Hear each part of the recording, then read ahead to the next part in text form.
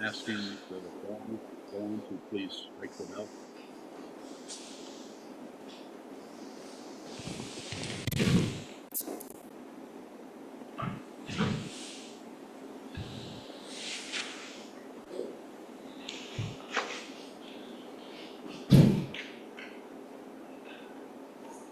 Again, asking the Dawn to please strike the bell. Asking the Dawn to strike the bell.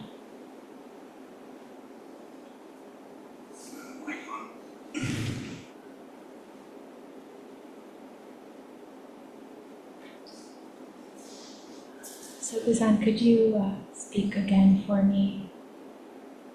So I'm asking the Dawn So please strike the gong.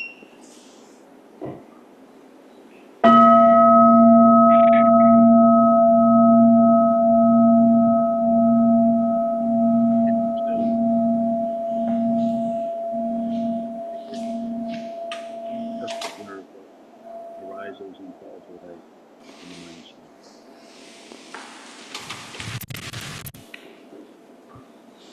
Just observe.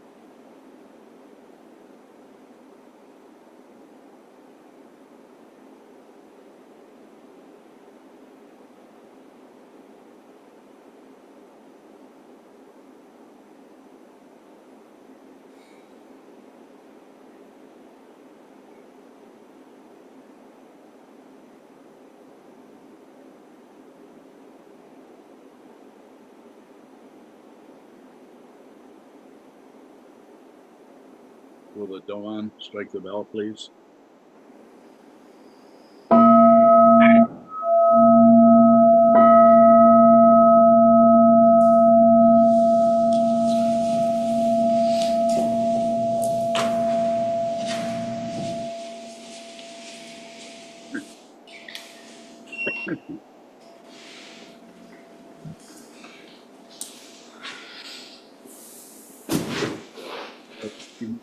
Dharma talk was being given from the Black Stag, where we live.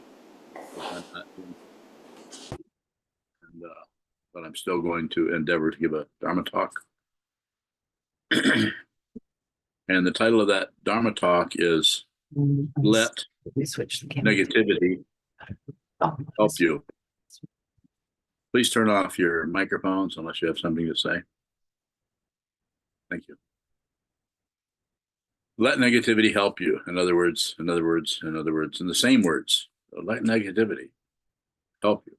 Something shows up that's negative, and what we kind of spontaneously or impulsively do is we push it away in several ways. We push it away by blaming, by analyzing it. Who did it? Why is this not happening? Why is this happening to me again?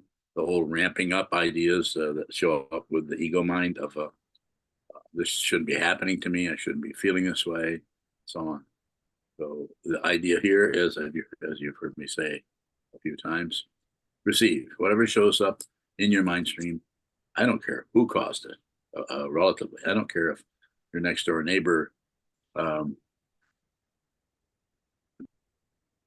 broke through your fence or something like that, or did something terrible. Of course, the relative truth is always going to be there. But most of the world is working with that in such a way as to propagate, further establish the belief in a self and in an ego and of a person who is over here and another person who is over there who did something to me. This is about awareness. It's not about right and wrong. If you're stumbling around with right and wrong, then you probably need a teacher. Or not. Maybe you don't. Maybe you should go do something else. You've heard me say a few times. The teacher isn't going to do much else other than just point out the way you're stuck on your imaginary self, the way you're stuck on that. And that may not be comfortable.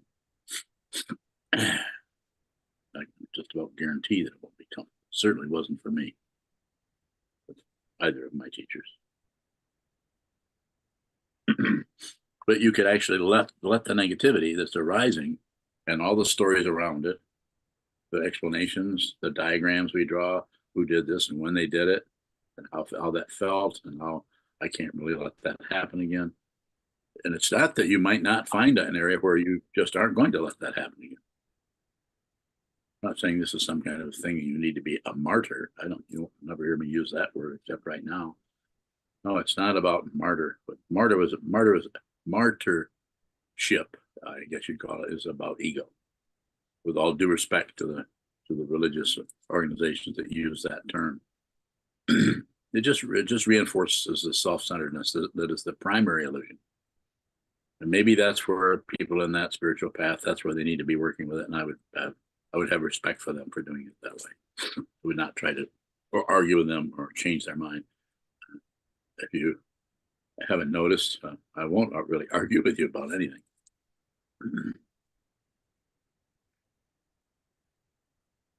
So let the negativity that arises next week, tomorrow morning, anytime, on the cushion, off the cushion, whatever shows up that's negative, please, as your teacher, at least for the next 20 minutes or so, half hour, listen to what I'm saying, consider it. It will not be easy, because the chattering mind, the ego mind will get hooked and will tell you that this shouldn't be happening. This shouldn't be, he shouldn't be saying this. She shouldn't be saying this. This is wrong. I'm being abused. Yeah, you probably are. If there's no one here, if there's no one home, if there's no solid self in the skandhas, there's no way you can be abused. You can't be abused because you're not real. You're not real. It's not established. And it's not something to believe. I'm not real. I don't mean that. I'm saying consider what is showing up in the mind and receive that negativity in such a way that it helps you to see deeply into the nature of consciousness and see that this is consciousness only. It's not about results. It's about awareness. You can do this. Will it be easier? Easy? No. If it's easy, then you're probably not doing it. Not easy at all. There are teachers out there that teach this differently. And as you've heard me say many times, I'm not trying to chase you away, but if you think someone's got a better handle on this teaching situation than this old man, then don't waste your time with me.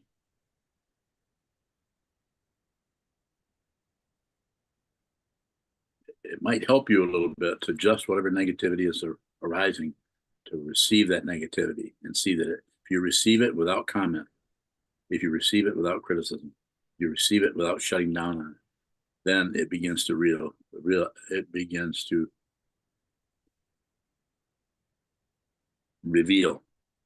begins to reveal the fundamental nature of what this is, which is not separate. I don't care how much your nose itches. There's no one there.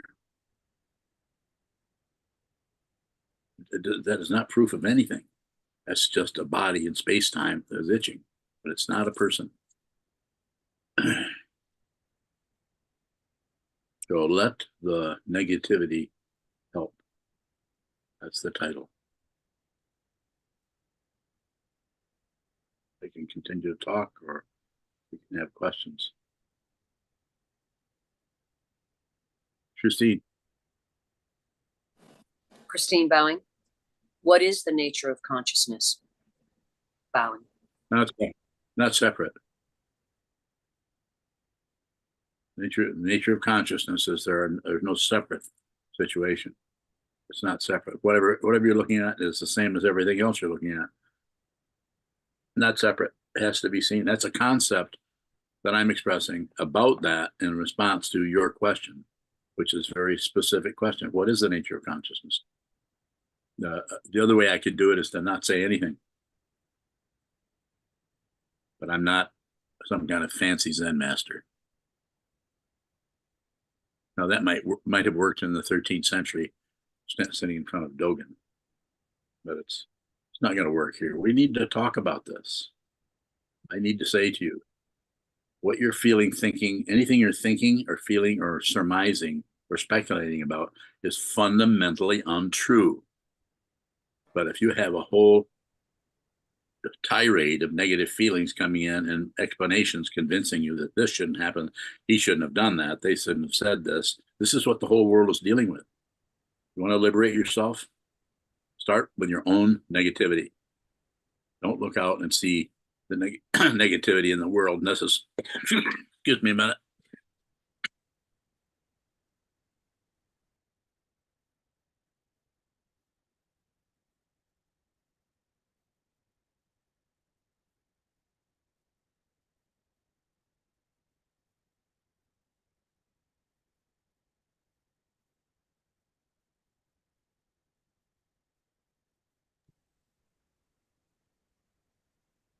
So start with the first situation that comes up that is negative.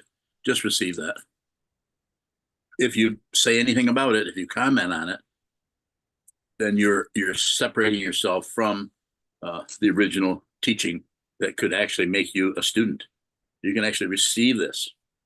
You can actually receive this. It's possible.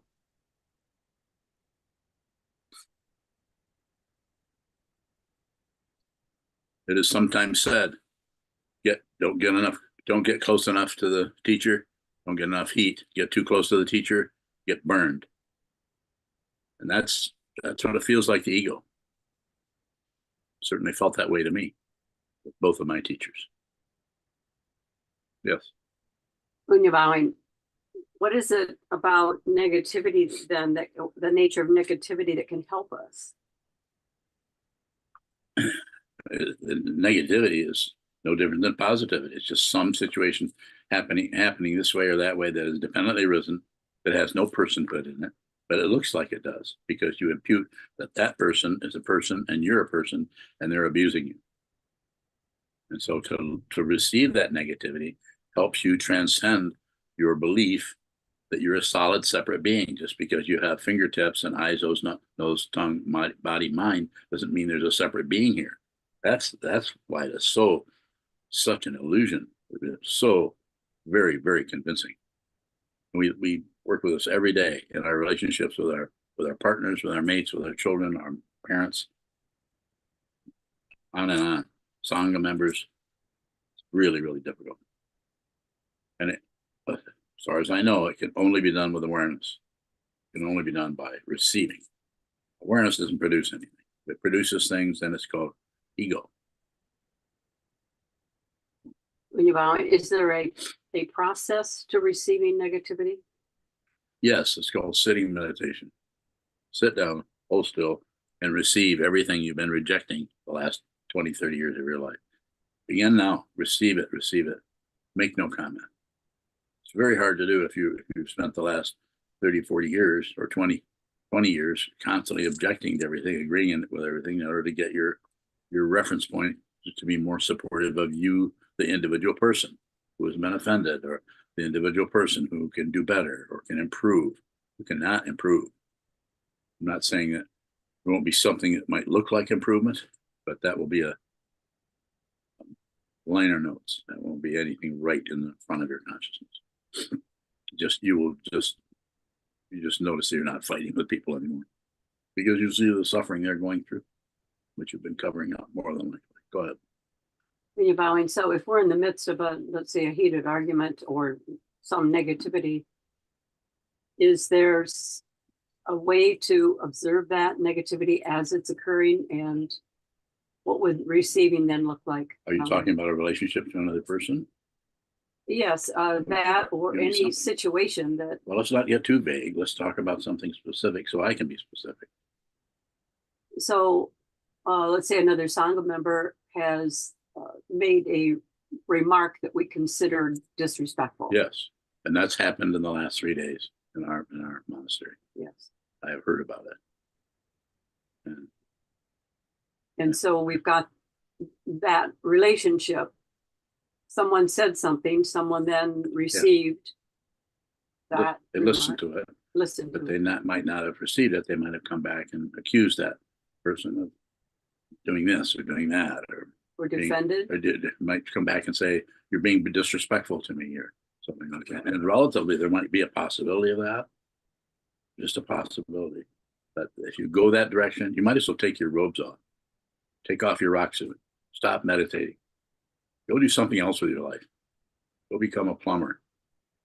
Or something that has relative truth really, really intense. Because if you come this direction, you're going to fall off the edge of a deep cliff into darkness. And that's where the light is at, in the darkness. I'm not trying to be romantic or fancy about it. Go ahead. I was just going to continue to paint the picture. So we have, let's say, two Sangha members. One says something that the other perceives as disrespectful, and then fires back another remark. Yes. So what is the obligation then or responsibility of the person who's now receiving perhaps a rude remark back? It feels like a ping pong game. No, it's not if you don't play. But that doesn't mean you look away. You just don't make a response. You receive it. You receive that ping pong ball, and this is the whole, to go into that image. That's duality. If you return that ball, that's cause and effect, right and wrong, up and down, back and forth. Don't play ping pong, but don't leave the board. Don't cash out. Don't go anywhere. Just receive. When you're bowing, but is there something that has to occur in either case for that receiving, and then don't play, don't? Yes. If I understand your question, I would say nothing happens. You have to see it. If you think something is happening, you're going to fight back. If you think something is happening, you're going to cash in your chips and leave. Off. Don't do anything with it. Any position on that at all creates more chaos and drops us right in the arms of the Buddha, the first noble truth. Life is suffering. Receive that. Go ahead. When you're bowing, but can't that not participating be perceived as being belligerent? It doesn't matter. People are going to think whatever. They might walk away and say you're belligerent or he's belligerent. That happens to me. I'm this way or I'm that way. No, I'm a Dharma teacher. That doesn't make me right. It doesn't make me always correct. It's beyond the correct and incorrect. That's why it's so damn hard for the materialistic mind, the ego mind, is based on statutes and correctness. See it. Yes. When you're bowing, so in the moment, is it possible? Do we have a choice to then receive and then? Not much choice there. The important thing, as you've heard me say many times, Tired of hearing myself say it, but you need to train the mind to watch the movement of the mind so that when that movement happens in your life situation, that you can do what? Less is better. Make no response. Just receive. And it's probably going to get very painful at times. But you won't necessarily be building up a belief in a separate being, an ego.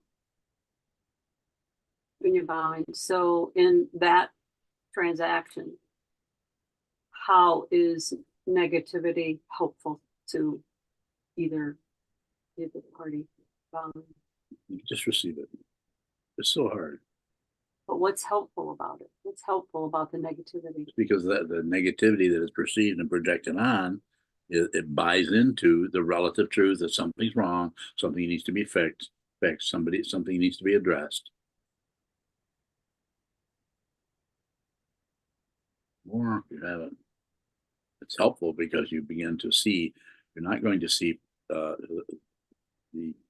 duality that is the illusion of this world by just grasping at positive situations. You need to look at the negative and the positive and receive them. They're negative, receive them. Positive, receive them. Just receive without comment. That's hard to do. When you're bowing, is there a place for outflows in that scenario? Outflows are always appropriate. It's just that awareness of the outflow is most important. Be aware that you are yelling at someone that has commented on something you said or done, and you're back at them. Be aware of that. If you're aware of it, then it starts to come apart. It may not go away. It may come back next week, but the awareness part is important. That's why sitting meditation is so important. Without sitting meditation, this can't be done, because the thinking process, the thinking mind gets empowered because it is prioritized over the space in which the thoughts occur. The space is the truth. The thoughts, the emotions, the conclusions, the judgments are relative truth, and they are untrue. They're lies.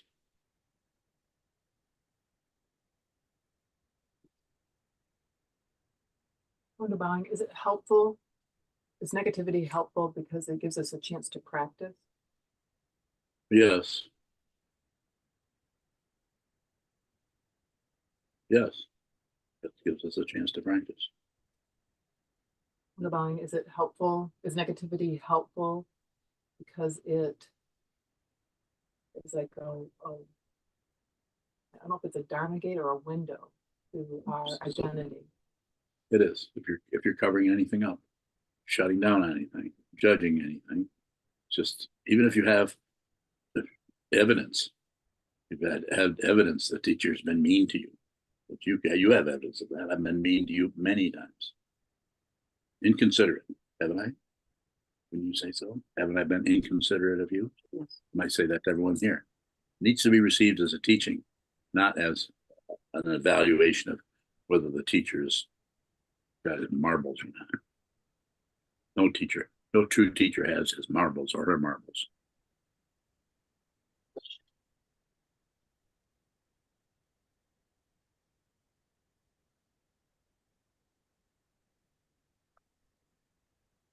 Bowing, is negativity helpful because it helps us see both the relative and the fundamental? Yes. You can see the whole thing.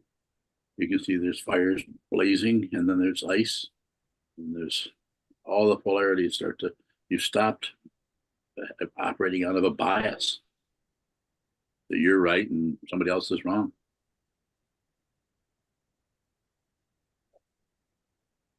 So by receiving either end of that spectrum, you begin to see deeply into the nature of what this polarity is. It has no fundamental existence other than relativity. If you get into the ultimate understanding of it, everything disappears. And it won't be an experience, because there is also no experiencer left. I'm open for questions in that area if you have them.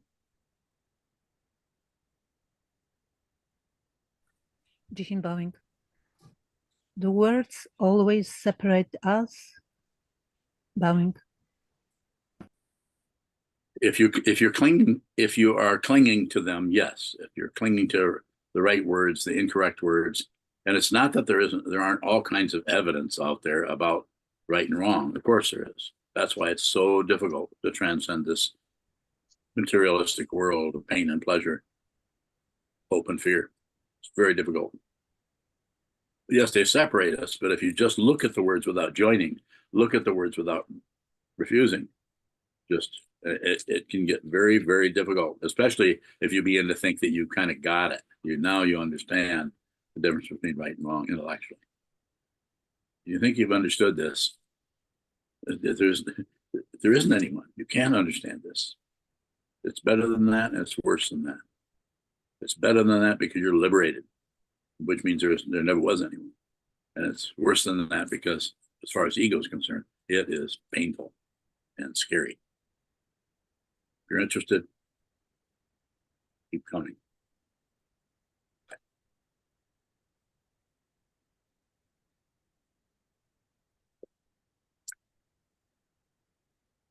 Junshi bowing. Yes, Junshu. If we are angry about a situation, is that an indication that we are hooked on right and wrong? Bowing. If it has to do with the teacher, yes.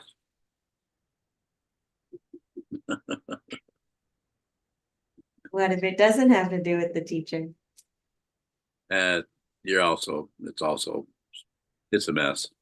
Anytime you believe anything, I'm just trying to joke a little bit about it, but anytime you believe this and disbelieve that, anytime you take a position on anything, even if you have all kinds of evidence, that's the problem with it. I mean, if you listen to some of these politicians that are, especially the ones that are extremely brilliant, not to compliment them too much, but some people are really, really have some political savvy, so they can get up and actually turn language and words and concepts around so it looks like they're telling the truth when they're absolutely lying about everything, so that they can manipulate and get power.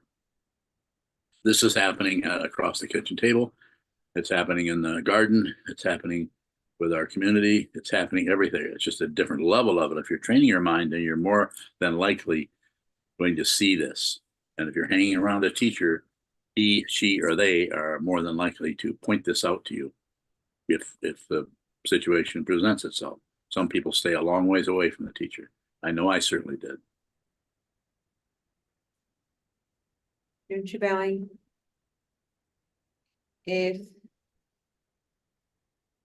we look at or feel the anger, will that give us insight into the maybe specific belief or specific right and wrong that we're setting up in our mind? I feel that it can. There's no guarantee of it, and there won't be a result you won't get some kind of a credential or proof that that's happening. But yes, just by receiving, the very nature of compassion, it's just received. It's not so much producing a bunch of loving kindness. That's the relative way, and that's a relative bodhicitta. But ultimate bodhicitta is just let everything happen to you, because there isn't anyone. So if you just let everything happen to you. Now, if someone's functioning as a teacher, much different situation. They are going to relate to what they see in front of them and whom they see in front of them. And there's no pattern. There's no protocol for that. There's nothing set up. There's unpredictable, crazy wisdom. It's wisdom, but it just seems crazy. It's so outlandish.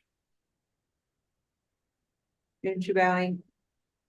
Is there any difference between anger that is hooked into right and wrong and anger that is not hooked into right and wrong? Well, yes, anger that is not hooked into right and wrong is there's a name for that. It's called self-liberated.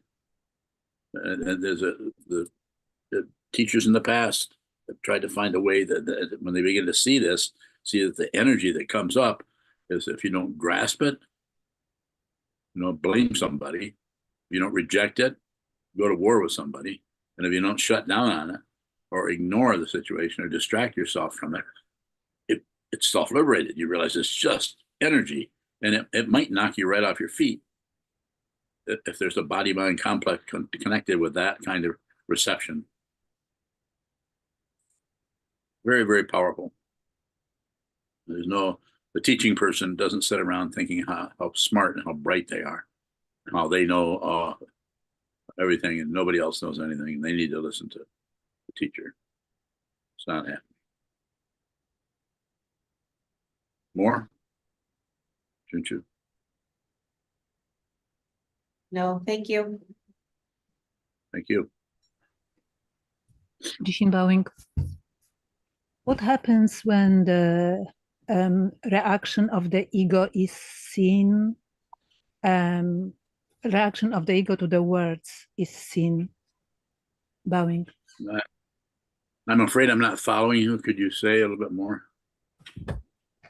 When I'm saying something and I hear my ego commenting, or yeah. I sense the emotion behind it, yes, in a form of satisfaction or something, whatever it would be, positive or negative, but it is seen in separation to the words which were said. Bowing. So all I can say around that is just don't take a position on it. You notice it comes up and you feel drawn to the comment. You might hear yourself commenting, but just don't reify it or make a double comment on it or ramp up some kind of story that makes that seem more real. Look for other evidence somewhere else, something else she said, he said, they did earlier, or something they're about to do. We're extremely creative with this kind of stuff. So less is better as far as commenting and analyzing, projecting, and so on, and more is better as far as receive everything, no matter how it feels, no matter the negativity. Just receive. Be very, very kind and very, very generous to this world. Give everything your attention, without comment, without position. You can do that. Thank you. Mozoku bowing. Yes. It seems like if there's a particular type of negativity that we habitually have covered up, and if it starts showing up, is it an illusion that it seems like it shows up a lot stronger than or disproportionately strongly? Bowing. Everything is an illusion. Everything. Anything you can point to, including the increase, the decrease, the whole thing. That's part of the incredible circus tricks that the confused mind does, is to make it look like things are getting better, things are getting worse, things are getting better. That's why I say don't improve. Don't get yourself hooked on some kind of improvement project. There are plenty of people who will charge you money and train you how to improve. If you prefer to do that, go ahead, but it is not the spiritual path. It's a mundane path, not of realization, but of getting better, getting smarter, getting more sane, getting more. Mozoku bowing. With that, if there's a type of negativity that just, again, habitually I've covered up, the temptation is to go back to the habitual cover-ups when it starts showing up. How do I work with that? Well, that's awareness. You just described what you're aware of. The way you work with it is just be aware of it. If you try to make that into some kind of a project of not covering things up, this is the very nature of ego, is to find some kind of reason why this is happening and that's happening, and have all kinds of stories about everything.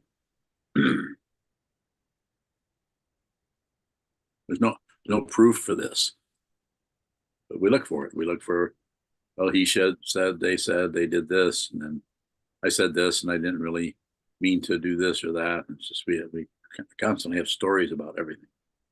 Don't do it. Train the mind. Sit still. Watch what moves. Don't add, subtract, or divide.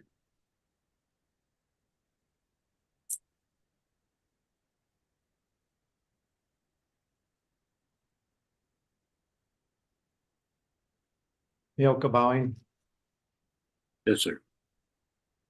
I have a question on YouTube from Martine in Latvia. Yes.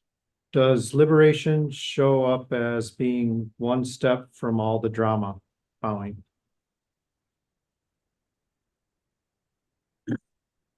I understand and I appreciate your way of talking about it, but I wouldn't necessarily agree with that.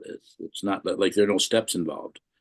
The drama is the liberation because it's not separate from awareness. So this is why I'm saying negativity. Let the negativity help. Receive the negativity, no matter how it's caused or who caused it. If you're going to look for it shouldn't have happened or they shouldn't have treated me that way, I'm not saying that's not relatively correct. Of course it is. And also it's important as to who said that to you or who did that to you. If it's just another person down the block or if it's somebody in your workplace, or you might want to try to receive that. And if it's your teacher, then you should drop to the feet of the teacher, either physically or in your mind. If you can't do that, then you probably are not a student, or at least you're still working on that. You have to do that. I can't cut corners here. I have to tell you that this is how I got treated by my teachers. And it was not easy. But then again, if you have another way of doing this, then you might want to try that.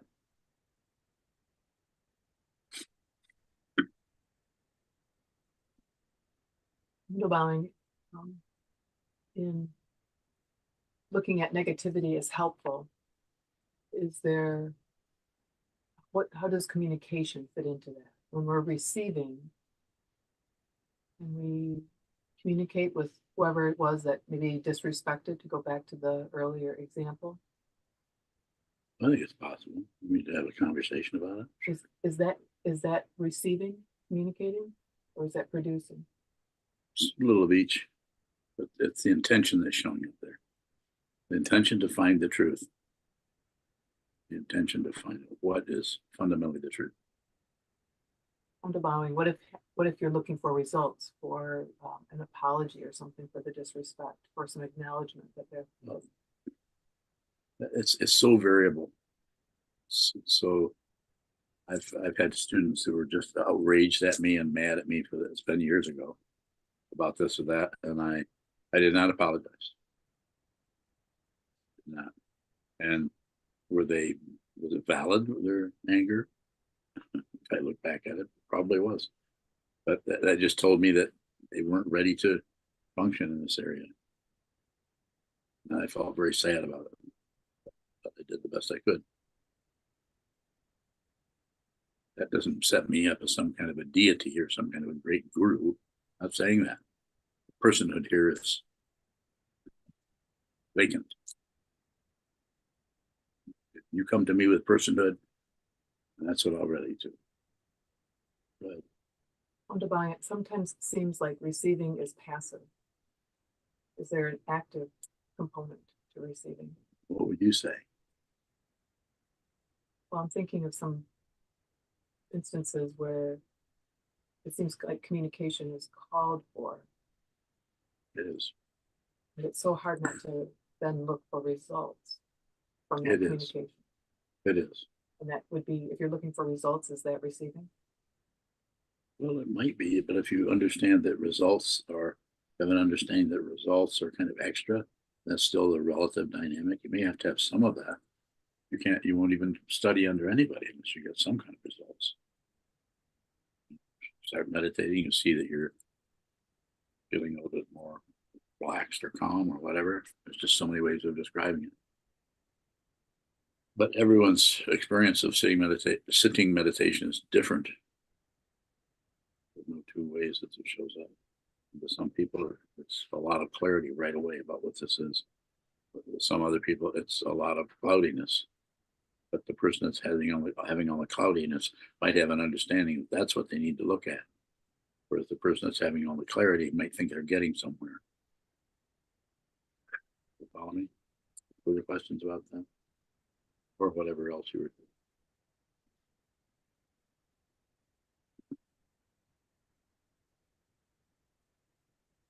Underbowing. I know for myself, I tend to avoid conflict. So I could avoid conflict by looking to receive whatever shows up instead of communicating about it or trying to. So you're saying that perhaps you're trying to receive it, but really it's a cover up? So is it a cover up to avoid conflict? So situational. So it could be. That's why it's so important to spend a lot of time on the cushion, a lot of time training the consciousness, the awareness to watch what comes, watch what goes without comment, without grasping, without running after it. So that the aware, excuse me.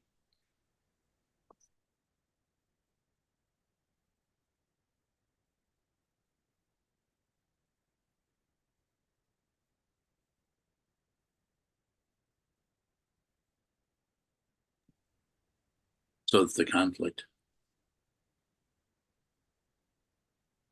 I lost it. I got in the middle of coffee. What was the question?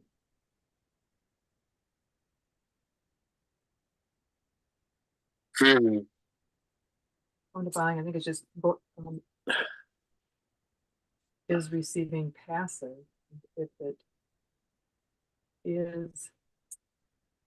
Receiving is basically pretty passive, but there can be an exertion.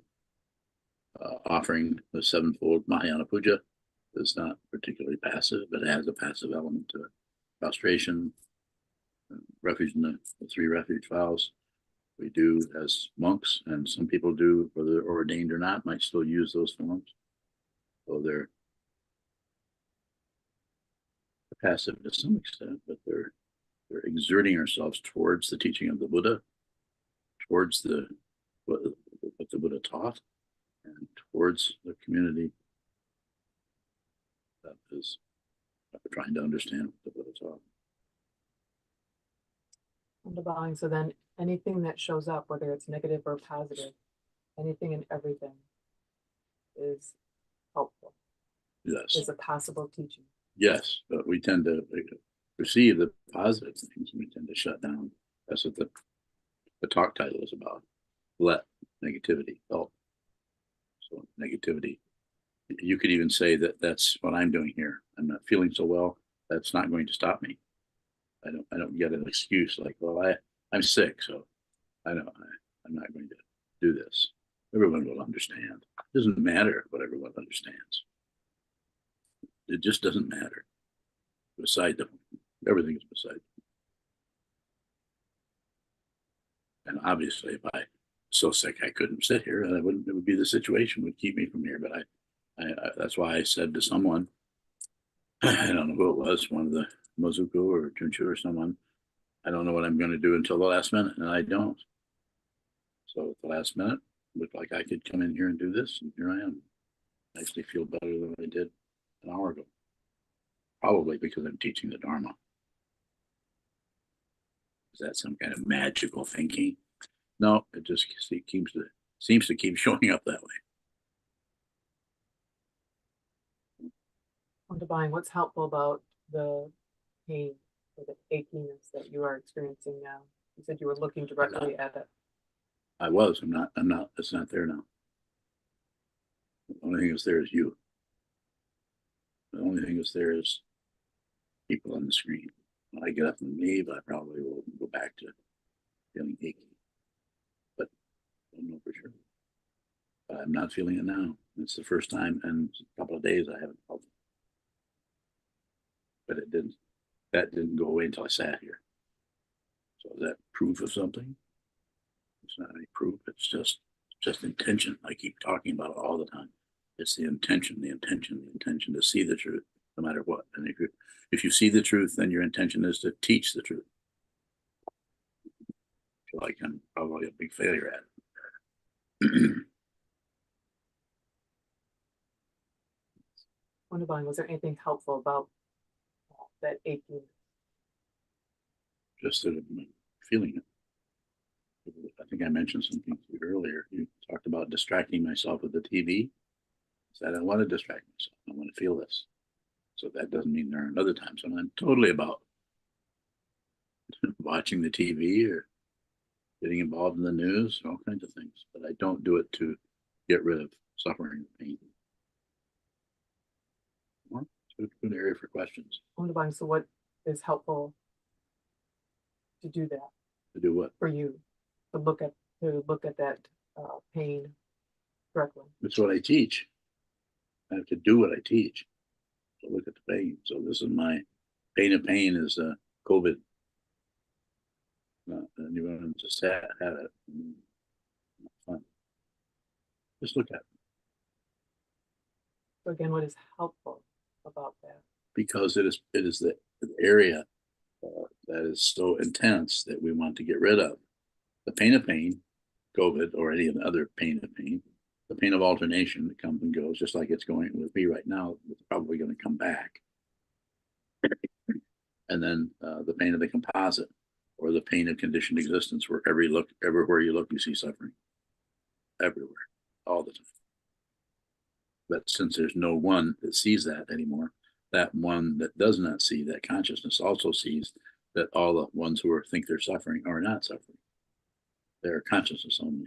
But as long as they believe they're suffering, it's going to feel very, very difficult. More. How is it helpful to you to look at that pain? Helps me teach. If I can't do what I'm asking you to do, I'm much of a teacher. I have to do the same thing. It's just my version of it. But it's not a selection. I'm not like choosing to. It's not like a martyrdom. No, it's just pain. You know about it. We all do. Pain sucks.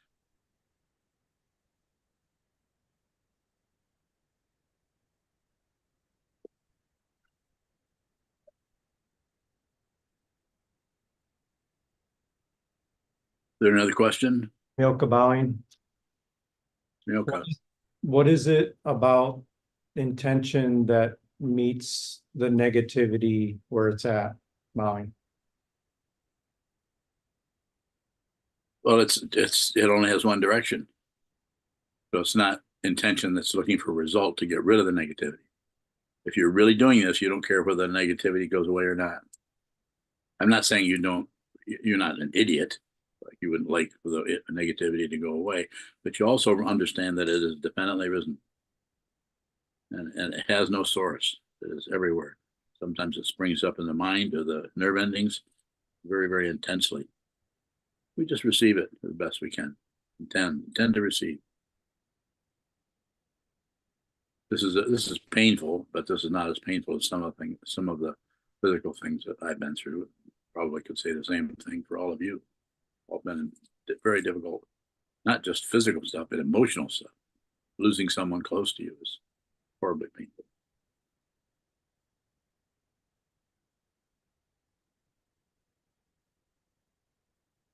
Very good. Thank you so much. Hope to see you again soon somewhere. Thank you for joining us.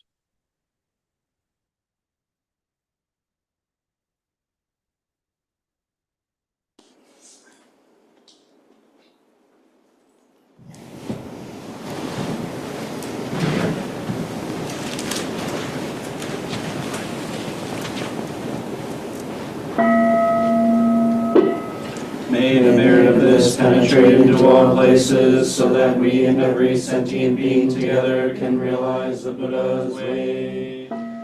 Jiho san shi jivu, shi son bu sa moko sa, moko